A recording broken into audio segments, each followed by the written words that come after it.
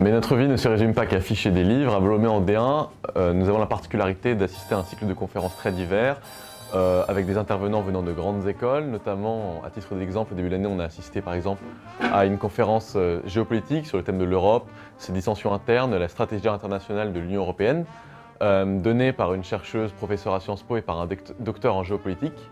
Nous avons également assisté à une conférence philosophique, je vous rassure, très loin de ce qu'on fait en terminale, sur le libéralisme politique, l'accomplissement de l'homme autour de ses libertés, autour de théories comme celle de Sartre et son existentialisme, ou encore Simone de Beauvoir à travers les droits de la femme.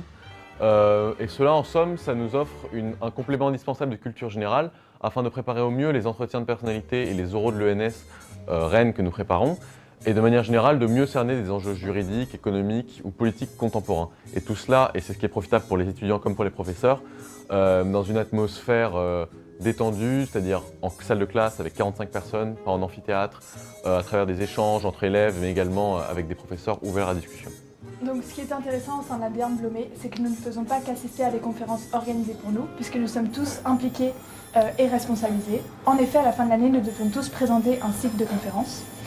Par exemple, en ce moment, un faux procès autour de la thématique de la justice sociale, avec notamment le personnage de Robin des Bois, est en cours de réalisation.